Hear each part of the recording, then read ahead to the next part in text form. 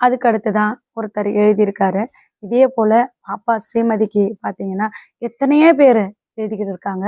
அதுல ஒரு சிலத மட்டும்தான் எடுத்து சொல்லியிருக்கேன். சொல்லணும்னா எத்தனை நாட்கள் வேணாலும் பாப்பாவுக்காக எழுதின கவிதைகளை சொல்லிக்கிட்டே இருக்கலாங்க. அவ்வளவு கவிதைகளை எழுதியிருக்கிறாங்க. இது பாப்பாவோட அந்த இறப்பு அப்படின்ற ஒரு தலைப்புல எழுதியிருக்கிறாங்க. எதற்கு இறந்தோம் எதற்கு இறந்தோம் என தெரியாத அந்த குழந்தைக்கு நீதி கிடைக்க வேண்டுமென போராடும் அந்த தாயின் அழுகுரலுக்கு சட்டம் வேடிக்கை மட்டும் பார்ப்பது சரியா அப்படின்னு கேட்டிருக்காங்க.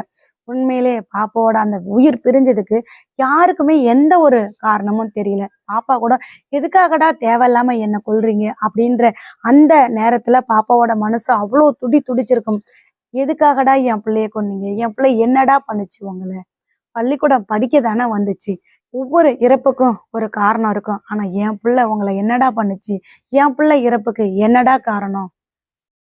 கள்ளி பாலிடம் தப்பித்து ஆண் பாலினத்தோடு உயிரை கொஞ்சம் கொஞ்சமாக சீரழிப்பதற்கு புனிதமான கல்வியை ஒரு காரணமாக வைத்து சந்தோஷப்படும் மிருகத்தை கருவறுக்க வேண்டாமா அப்படின்னு சொல்லியிருக்காங்க.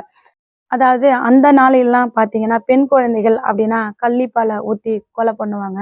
அதுக்கு தான் அந்த வரிகளை எழுதியிருக்காங்க. அந்த மாதிரி கள்ளிப்பாலிடம் இருந்து தப்பித்து இந்த நாய்ங்க பிள்ளைய இந்த மாதிரி பண்ணனானோ அதுதான் அவங்க சொல்றாங்க.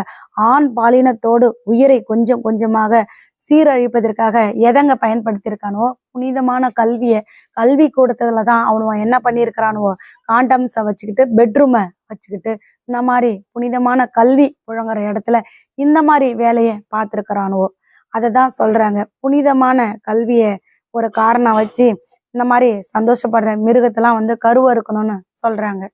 இது போல பண்றவனுக்கு சட்டம் சரியான தண்டனையை கொடுக்கணுங்க. அப்பனாதான் பள்ளிக்கூடம் போற குழந்தைகளுக்கு பாதுகாப்பு கிடைக்குங்க. எங்க திரும்பி பார்த்தாலும் பள்ளிக்கூடத்துல தாங்க பாலியல் வன்கொடுமை ஆசிரியர்களால நடந்தது, அந்த பள்ளிக்கூடத்தோட ஓனரால நடந்தது, பள்ளிக்கூடத்து ஓனர் மகனால நடந்தது, இப்படின்னு எங்க பார்த்தாலும் இந்த செய்தியை தாங்க பார்த்துட்டு இருக்கோம். பள்ளிக்கூடம் படிக்கிற ஒரு இடம், ஆனா அந்த இடத்துலதான் பாலியல் வன்கொடுமை நடக்குது. இதுக்கெல்லாம் சரியான தண்டனை கொடுத்து கடுமையான நடவடிக்கை என்னைக்கு எடுக்கிறாங்களோ அப்பதாங்க பெண் பிள்ளைகளுக்கு பாதுகாப்பு கிடைக்கும். கல்வியை போதிக்கக்கூடிய இடத்துல பெட்ரூமை வச்சுக்கிட்டு காண்டம்ஸை வச்சுக்கிட்டு பாலியல் வன்கொடுமை பண்ணிக்கிட்டு இருக்கிறானுங்க. குழந்தைக்கு பசியின் போது இரத்தத்தை பாலாக்கி கொடுத்த அந்த தாய்க்கு குழந்தையின் மேல் உள்ள இரத்தத்தையும் ஈரல்களையும் பார்க்கும்போது ஐயையோ கொடுமையோ கொடுமை, இதையெல்லாம் பார்த்து கொண்டு மட்டும்தான் இருப்பாயா நீதி தேவதையே அப்படின்னு கேட்குறாரு. ஒரு குழந்தை பசியில துடிக்கும் போது ஒவ்வொரு தாயும் தன்னுடைய ரத்தத்தை தான் பாலாக்கி குழந்தைக்கு கொடுப்பா. என் பிள்ளைய அங்க போய் நான் பார்க்கும்போது என் பிள்ளை உடம்புல இருந்த அந்த ரத்தத்தை பார்க்கும்போது நான் கொடுத்த பாலெல்லாம் ரத்தமா இப்படி கொட்டி கிடக்குதே அப்படின்னு அவ்வளோ கதறினாங்க.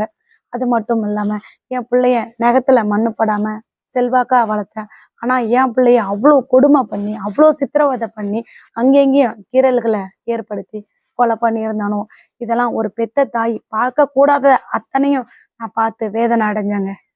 கண்டிப்பா நீதி வெல்லும் அப்படின்ற நம்பிக்கையில பயணிச்சுட்டு இருக்கிறாங்க. கண்டிப்பா நீதி வெல்லுங்க. பாதி உயிரை எடுத்த பின்னும் மீதி உயிரை காப்பாற்றி கொள்ள அந்த என்னை பிடித்து கொண்டு முழு உயிரையும் எடுத்து கொண்டாய், அதற்கு தற்கொலை என பெயரிட்டாய். பாப்பா அந்த நாய்கள்கிட்ட இருந்து தன்னை காப்பாத்திக்கிறதுக்காக பல போராட்டங்கள் பண்ணியிருப்பான். பிள்ளைகளோட அந்த இறுக்கமான கையை நம்ம பார்க்கும் போதே தெரியுது அந்த நாய்கள்கிட்ட பாப்பா எவ்வளவோ போராட்டம் பண்ணியிருப்பான்னு. அதை தான் இவங்க சொல்றாங்க. அவனுடைய பாதி உயிரை எடுத்திருந்தாலும் அந்த மீதி உயிரை எப்படியாவது நம்ம இவனோட இருந்து காப்பாத்தி வெளியே போயிட்டா நம்ம அம்மா நம்மளை எப்படியாவது காப்பாத்திருமே அப்படின்னு எவ்வளவோ போராட்டம் பண்ணுச்சு. ஆனா அந்த மீதி உயிரையும் எடுத்துட்டு அவனும் என்ன சொல்றானோ தற்கொலை அப்படின்னு சொல்றானோ பாத்தீங்களா?